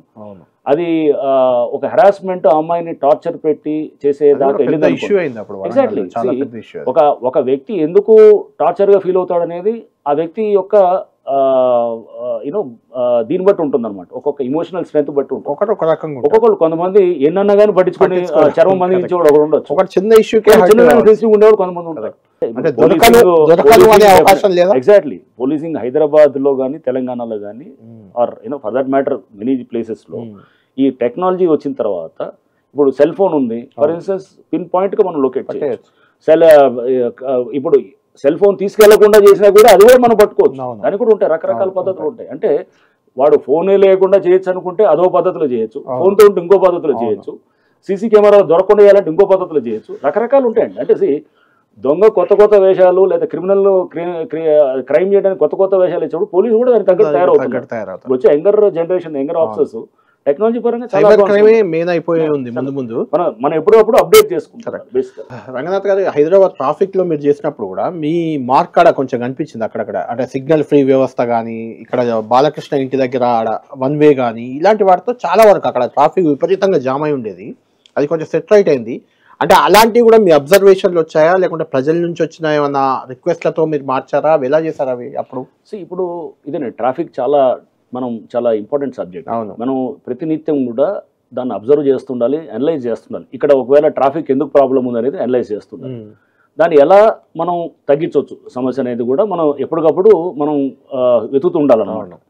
అది నిత్య శోధన అనమాట, ఆల్మోస్ట్ లైక్ మనం ఎప్పుడు కూడా దాని గురించి మనం జరుగుతుండాలి, ఆలోచన ఉండాలి. దీని మీద లోడ్ పెంచాలని చెప్పేసి, దాని మీద లోడ్ తగ్గించాలని అప్పుడు అంతా తయారు చేసి చాలా కసరత్తు చేసాము. దాంట్లో కూడా ఫస్ట్ 10 రోజులు చాలా అందరూ కొంతమందికి ఇబ్బంది కూడా మారుతుంది, తిట్టం మొదలెట్టారు, మీరు అనవసరంగా ఉన్నదాన్ని చెడగొట్టారు. 10 రోజుల తర్వాత మెల్లిగా అలవాటు అయింది. రంగనాథ్ గారు, ఇంకొకటి మీ కెరియర్ లో అప్పుడు ఖమ్మంలో ధర్నా చౌక్ పెట్టారు. ఇది నేను 2012 to 14 ఎస్పీగా ఉన్నాను. దిస్ వాజ్ అంటే స్టేట్ తెలంగాణ వచ్చిన తర్వాత కూడా ఉన్నది ఒక ఇదనేది. ఆ టైంలో అప్పుడు ఏమైతుందంటే అక్కడ లెఫ్ట్ పార్టీస్ డామినేషన్ ఎక్కువ ఉంటుంది. మీకు సిపిఎం సిపిఐ చాలా స్ట్రాంగ్, ప్రతిదానికి ధర్నా చేస్తారు, చేసి అక్కడ ఇది చేస్తుంటారు కలెక్టరేట్ ముందు ఇది అనేది. సో అప్పుడు మేము కొంత కలెక్టరేట్ లోపలికి వెళ్ళిపోవటాలు ఇవన్నీ చేస్తుంటే, అప్పుడు కొంత ఇనిషియల్గా వెళ్ళినప్పుడు నేను అక్కడ ఎస్పీకి వెళ్ళినప్పుడు నాకు పాత పరిచయాలు వాళ్ళందరూ కూడా, నేను డిఎస్పీగా కూడా అక్కడ కొత్తగా చేశాను కాబట్టి వాళ్ళతో కూడా మీటింగ్స్ పెట్టి చేసినప్పుడు ఫస్ట్లో కొన్ని కేసులు పెట్టాం. వాళ్ళు కూడా వచ్చేసి లేదు ఇట్లా మనం కేసులు ఇవన్నీ కాకుండా మీరు మీరు మీరు మీకు ఒక సమస్య ఉంది, దాన్ని వెంటిలేట్ చేసే మెకానిజం ఉండాలి. తప్పకుండా ధర్నా అనేది ఒక డెమోక్రటిక్ రైట్ అండి. అది ధర్నా చేయటము లేకపోతే ఒక దాని మీద సమస్యని మనం చెప్పుకోవడం అనేది ఒక డెమోక్రటిక్గా ఒక పొలిటికల్ పార్టీకి ఒక రైట్ అది. సో దాన్ని చేయాలంటే అక్కడ ఒక స్పేస్ క్రియేట్ చేసాం అనుకోండి. వాళ్ళు కలెక్టరేట్ ఏం చేసాం, రోడ్డు మీద చేసావు కూర్చునే వాళ్ళు, అక్కడ ఒక ధర్నా చౌక్ అని ఒకటి తయారు చేసాం. అప్పుడు లోకల్గా ఉన్న డిఎస్పీ అందరూ కూడా బాగా యాక్టివ్గా ఉండి వాళ్ళు అది చేశారనమాట. ఫోన్ ట్యాపింగ్ నిజంగా తెలంగాణలో జరిగిందా, గతంలో జరిగిందా, ఇప్పుడు మీది నాది కూడా ఫోన్ ట్యాప్ అవుతుందా? నాకు ఐడియా లేదండి అది బేసికల్గా. బట్ ఫోన్ ట్యాపింగ్ అనేది జనరల్గా నక్సల్ దీంట్లో చేస్తారు, తప్పకుండా నక్సల్ ఆర్ టెర్రరిస్ట్ దాంట్లో చేస్తారు. బట్ దీని గురించి అనేది I don't want get into that, ఎందుకంటే అదంతా కూడా ఇట్స్ హైలీ అది కోర్టు సుప్రీం కోర్టు పరిధిలో ఉంది, ఇదంతా ఉంది కాబట్టి I don't think I'm right person. నాకు దాని గురించి ఏం తెలియదు, మీలాగా పేపర్ లో తప్పితే జరిగిందా జరగలేదా చెప్పే అవకాశం కూడా. Okay right. రంగనాథ్ గారు, ఫైనల్ గా చాలా కేసులు చాలా టేకప్ చేశారు, హ్యుమానిటీ యాంగిల్ మీలో ఉంది, మహిళలు లేకుంటే మిగిలిన ఎవరైతే వడ్డీ వ్యాపారులు అలాంటి భూ కబ్జాదారులు అందరి మీద ఉక్కుపాదం మోపారు, చాలా బాగా చేశారు. కానీ ఒక సిల్లీ కేసు రంగనాథ్ ఇరుక్కపోయారు, సిల్లీ కేసులో విమర్శలు ఎదుర్కొన్నారు. ఎక్కడండి అది silly case? Bandi Sanjay 10th paper leak చేశాడు అనే అంశంలో రంగనాథ్ కేసు పెట్టి బండి సంజయ్ ని ముప్పు తిప్పలు పెట్టి మొత్తం తిప్పారు అనే విమర్శకేం చెప్తారు? మీరు అది కూడా చూస్తే దానికి అప్పుడు క్వాషింగ్కి వెళ్ళారు, క్వాషింగ్ ఒప్పుకోలేదు, రాలేదు. కరెక్టే, కానీ అంటే బండి సంజయ్ అప్పుడు బీజేపీ అధ్యక్షుడు, ఇప్పుడు కేంద్ర మంత్రి ఆయన 10th పేపర్ లీక్ చేశారు. అది కూడా నేను ఎందుకంటే అప్పుడే చెప్పాను, దాని మీద కూడా అంతా ఆ టైంలో నేను క్లారిటీ ఇచ్చాను. సో దాని మీద ఏంటంటే అది గుర్తొచ్చినప్పుడు అంటే ఆ 10th పేపర్ లీక్ చేయడం ఏంటి అని ఒక అలా కాదండి, వాళ్ళ పిఏ ఉంటాడు, వాళ్ళ పిఏ అతను ఎగ్జామ్ జరుగుతున్నప్పుడు బయట మీడియాకి ఇస్తారు. అవును, ఇప్పుడు అది చేస్తున్నప్పుడు న్యాచురల్ గా అది బయటకి లీక్ అది వచ్చినట్టే కదా, పేపర్ ఎగ్జామ్ జరుగుతున్నప్పుడు జరుగుతుంది. అది హిందీ అయినా అప్పుడేదో బీఆర్ఎస్ ప్రభుత్వం మీపై ఒత్తిడి పెట్టి ఇలాంటిది ఉందా నిజానికి? అప్పుడు వచ్చాయి కదా, అప్పుడు ఆరోపణలు వచ్చాయి, అట్లా రకరకాల విమర్శలు ఎలా ఉంది, అలా ఏం లేదు, అట్లా ఏం లేదు. రంగనాథ్ గారు, ఫైనల్ మీరు అసలు ఐపీఎస్ వైపు రావడానికి మోటివేట్ చేసింది ఏంటి అంటే, మీరు చదువుకునే ఏజ్లో ఇంజనీరింగ్, మీరు స్టూడెంట్, ఇంజనీరింగ్ నుంచి వేరే వైపు వెళ్ళకుండా ఇటువైపు ఎందుకు వచ్చారు? అనుకోకుండా వచ్చారా, లేకుంటే టార్గెట్ చేసి వచ్చారా? లేదండి, అంటే బహుశా ఇది బై చాయిసే ఉంది. నేను డిఎస్పీగా నేను రిక్రూట్ అయినప్పుడు నాకు చాలా ఆప్షన్ ఉన్నా కానీ కూడా డిఎస్పీ జాబ్ మీదే నాకు ఇది ఉండేది. ఓకే. సో బేసికల్గా చిన్నప్పటి నుంచి కొంచెం, ఎందుకంటే పోలీసింగ్ అనేది కొంత ప్యాషనేట్గా ఉండేది. బహుశా ఇష్టంతో నేను అలా నేను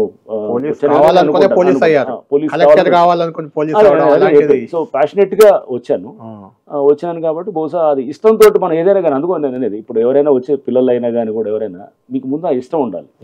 ఒక జాబ్ చేయాలంటే ఒకవేళ నీకు యూఎస్కి వెళ్ళాలనుకుంటే ఒక యూఎస్కి వెళ్ళి, ఇక్కడ ఏమైనా నువ్వు ఐటీలో పనిచేయాలంటే ఐటీలో వచ్చాయి, పబ్లిక్ సర్వీస్లో రావాలంటే పబ్లిక్ సర్వీస్లో, నీకు పోలీసులో రావాలంటే పోలీసింగ్. సో నీ ప్యాషన్, నీకు ఇష్టాన్ని ఉండాలి. ఎప్పటికప్పుడు ఆ జాబ్ నువ్వు దాన్ని ఆస్వాదిస్తుండాలి. మీరు ఇష్టంగానే వచ్చారు కాబట్టి ఎక్కడ కష్టం అనిపించలేదు. నా బై చాయిస్ వచ్చింది కానీ నాట్ బై ఛాన్స్. ఓకే.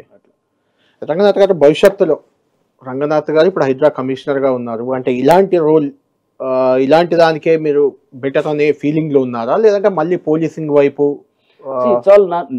అంటే గవర్నమెంట్ చాయిస్, అది వేరు, మీ చాయిస్ ఏంటి? నా చాయిస్ ఏముంది, నేను ఇక్కడి నుంచి ఇంకో దగ్గర పని చేసినా అక్కడ చేస్తాను. అదేమి నేను హైడ్రా నేను కావాలని వచ్చింది ఏం కాదు. గవర్నమెంట్ వాళ్ళు నన్ను ఇక్కడ రైట్ చాయిస్ అనుకుని వేసారు.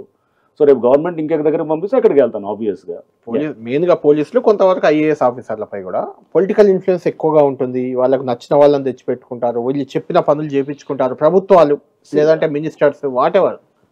ఇది ఇప్పుడు కొత్తగా వచ్చింది కాదండి, బట్ ఇప్పుడు తెలిసి నేను అనేది ఒకటండి, పొలిటీషియన్స్ వాళ్ళని కట్ చేయాలనేది ఎక్కడ అనకూడదు. చాలా ఫస్ట్ మనం ఏమనుకుంటే పొలిటీషియన్ తో మాట్లాడటమే రాంగ్ అని అనుకుంటే చాలా ఖచ్చితంగా వాళ్ళు ఎమ్మెల్యే పబ్లిక్ రిప్రజెంటేటివ్స్ ఎంపీ ఉన్నారనుకోండి, ఆయన పబ్లిక్ సమస్యలు తీసుకొస్తారు. తెచ్చినప్పుడు మనకు తెలిసిందే రైట్ అనుకోకూడదు. ఎప్పుడు మనకు తెచ్చినప్పుడు అతను ఇచ్చిన రిప్రజెంటేషన్ ఏమైనా ఉందనుకోండి, ఆ కోణంలో కూడా మనం చూడాలి. అంటే పబ్లిక్ రిప్రజెంటేటివ్ కోణం కూడా చాలా అవసరం. మనం కూర్చొని 4 గోడల మధ్యలో కూర్చొని మనకే తెలిసింది కరెక్ట్ అనుకుంటే అంతకన్నా ఇంకా పొరపాటు ఇంకోటి. అవతల వాళ్ళని కూడా తీసుకోవాలి. వాళ్ళ ఏమైనా సమస్యలు చేస్తే మనం పరిశీలించాలి. ఒక ఇష్యూ ఉందనుకోండి, అతను చెప్తాడు, సార్ అది కరెక్ట్ కాదు, మీరు అనుకునేది ఇది రాంగ్ అని చెప్పి అంటాడు. అంటే మనం వెరిఫై చేసుకుంటాం. వెరిఫై చేసుకున్న తర్వాత ఎమ్మెల్యే చెప్పిందో లేకపోతే అక్కడ లోకల్ మినిస్టర్ చెప్పిందో రాంగ్ ఉందనుకోండి, వారికి ఫోన్ చేస్తాం, చేసి ఏమండి ఇలా ఉంది ఇట్లా అని చెప్పి చెప్తాం. కన్విన్స్ చేయాల్సిన అవసరం లేదు. కానీ అలా చేయకు, ఇలానే చెయ్యి అని చెప్పినప్పుడు, అలా చేసినప్పుడు చేయము అని చెప్తున్నాను. అదే నేను అనేది, ఇలా ఇగో ఇది రాంగ్, ఇది మీరు అయినా కానీ చేయండి, ఈ మర్డర్ కేసులో ఉన్నాడు ఇతను తీసేయండి అని అంటే కనుక చెయ్యనప్పుడు బదిలీలు అలాంటి సందర్భాలు అలా కాదండి. అలా ఉంటారు మంత్రులు కూడా అలా చెప్తారనో ఎమ్మెల్యే అలా చెప్తారో ఎప్పుడు అనుకోవద్దు. వాళ్ళు బాధ్యతతోటే ఉంటారు ఎక్కడున్నా కానీ. వాళ్ళకి మనం కన్విన్స్ చేయాలి, మనం కన్విన్స్ చేసి చెప్పాలి. అది కూడా చాలా ఇంపార్టెంట్. అంటే ఆర్ట్ ఆఫ్ ఇంట్లో భార్యాభర్తలు ఉంటారు, లేదా పిల్లలు ఉంటారు, ఏదో మాట వాళ్ళు విన్నప్పుడు మనం ఏం చేసి కన్విన్స్ చేయాలి. So convincing, this is art of negotiating. So మనం మాట్లాడి వాళ్ళతో కన్విన్స్ చేసి, లేదు సార్ ఇగో ఇట్లా అని చెప్పి మనం ఎక్స్ప్లెయిన్ చేసాం అనుకోండి మంత్రికో, వాళ్ళకి తెలియదు, వాళ్ళు ఏదో ఒక వాళ్ళు ఎవరో ఇచ్చిన రాంగ్ ఫీడ్బ్యాక్ తోటి కొంతమంది అట్లా మాట్లాడవచ్చు. బట్ అది వాళ్ళకి మనం ఎక్స్ప్లెయిన్ చేసాం అనుకోండి, వినేవాళ్ళు ఉంటారు. ఫ్యూచర్లో రంగనాథ్ గారిని రాజకీయ నాయకునిగా కూడా చూడొచ్చా? అలాంటి ఆలోచన ఏమన్నా ఉందా? నా ఉద్యోగం సక్రమంగా, ఉద్యోగం తర్వాత గురించి ఉద్యోగం చాలా మంది అఫీషియల్స్ అంటే ఐఏఎస్ ఐపీఎస్ కానీ వేరే ఉద్యోగులు రాజకీయాల వైపు చాలా మంది మారారు రిటైర్ అయ్యాక. చూడండి, అది నాకైతే అటువంటి ఆలోచనలు లేవండి. నేను ఇప్పుడు ఇలా పనిచేస్తున్నానంటే ఇప్పుడు కొత్తగా పనిచేస్తున్నది, 20 ఏళ్ల క్రితం నుంచి కూడా ఇలానే పనిచేసేవాడిని. సో అంటే అప్పుడు మరి ఎవడో అంటాడు, కొంతమంది నేను ఎవరో చూశాను, ఒకళ్ళిద్దరు విలేకరులు కూడా అడిగారు, ఏం సార్ మీరు ఇలా చేస్తున్నారు పీపుల్కి, అంటే రాజకీయాల వైపు వెళ్ళాలంటే, లేదండి నేను ఇప్పుడు కాదు, నేను ఉద్యోగంలో చేరినప్పుడు కూడా ఇలానే పనిచేశాను. సో మైండ్ సెట్ అది. నేను అడుగుతుంది, మీరు ఇట్లా చేసి రాజకీయాలపై మంచి దాన్ని ఏమంటాం పాజిటివ్ ఇంప్రెషన్ కూడా ఉంది మీకు, మంత్రులు ఎమ్మెల్యేల గురించి అంటున్నారు కాబట్టి ఇంకా మైండ్ గా ప్రజాసేవ చేసే అవకాశం కూడా ఉంటుంది కదా అక్కడ. నాకైతే నా ఉద్యోగం నేను సక్రమంగా చేస్తే చాలండి. Right, so that is fine అనమాట. రైట్, థ్యాంక్ యూ రంగనాథ్ గారు, థ్యాంక్ యూ వెరీ మచ్. మొత్తానికి రానున్న రోజుల్లో హైడ్రా నిబంధనలను కొంచెం గట్టిగా పాటిస్తూ మరింత దూకుడుగా ముందుకు వెళ్ళే అవకాశమే మనకు కనిపిస్తుంది. అయితే ఈసారి మాత్రం మొదట్లో జరిగినట్లు పేద ప్రజల జోలికి వెళ్ళే అవకాశం కొంచెం తక్కువ కనిపిస్తుంది. అదే సమయంలో అనుమతులు ఉన్న వాటి జోలికి కూడా పోయే అవకాశం లేదు. కానీ హైడ్రా విషయంలో మాత్రం ఖచ్చితంగా కొంత అవేర్ అయి ఉండాల్సిన అవసరం అయితే ఉంది. చెరువులు, నాలాలు, పార్కులు కబ్జాలు చేస్తే మాత్రం ఖబర్దార్ అంటున్నారు రంగనాథ్. చూద్దాం ఏం జరగబోతుంది ముందు రంగనాథ్ గారి పయనం ఏ రకంగా ఉండబోతుంది మనం చూద్దాం. ఇది ఈ వారం వీకెండ్ పాడ్కాస్ట్.